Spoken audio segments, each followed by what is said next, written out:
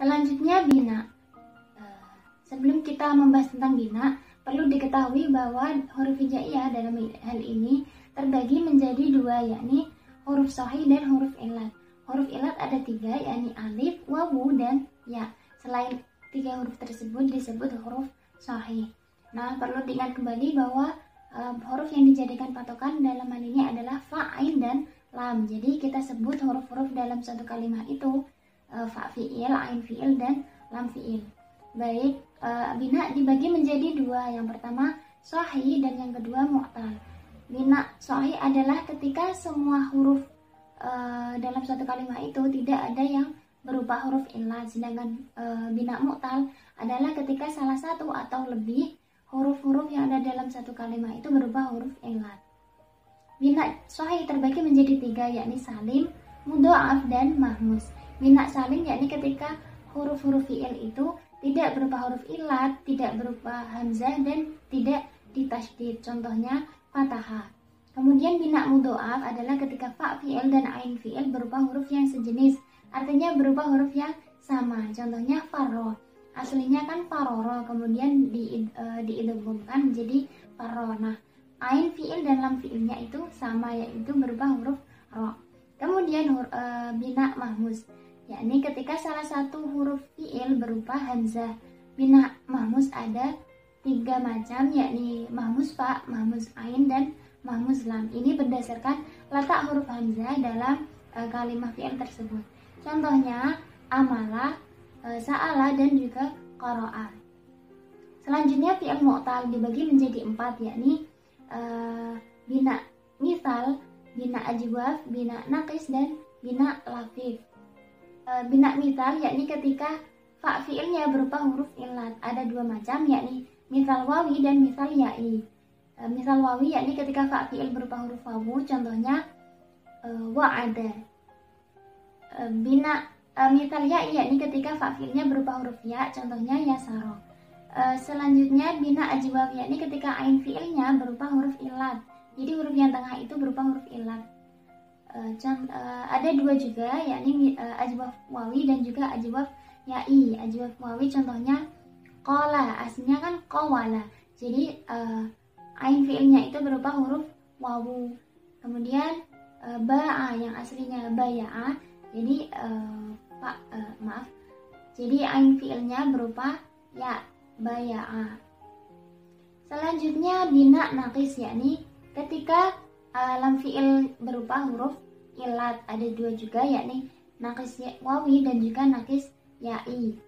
Contohnya ghaza yang aslinya ghazawa. Jadi lam fi'ilnya berupa huruf wawu.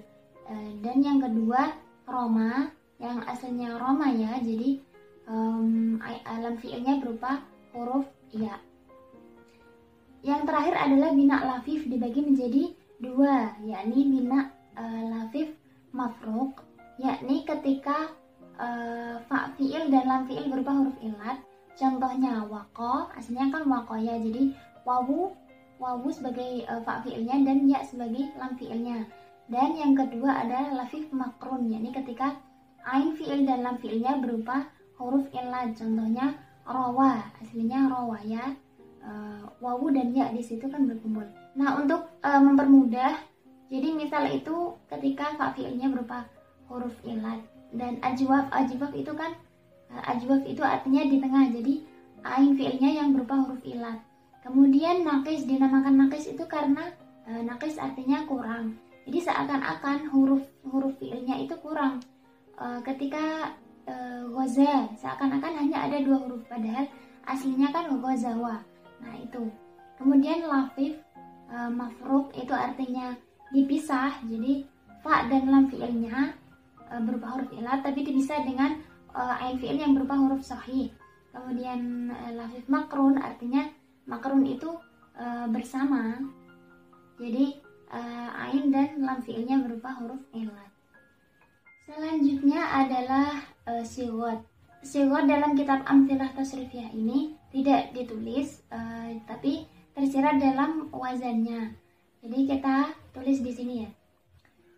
Yang pertama fa'ala itu menunjukkan sighot fi'il madhi.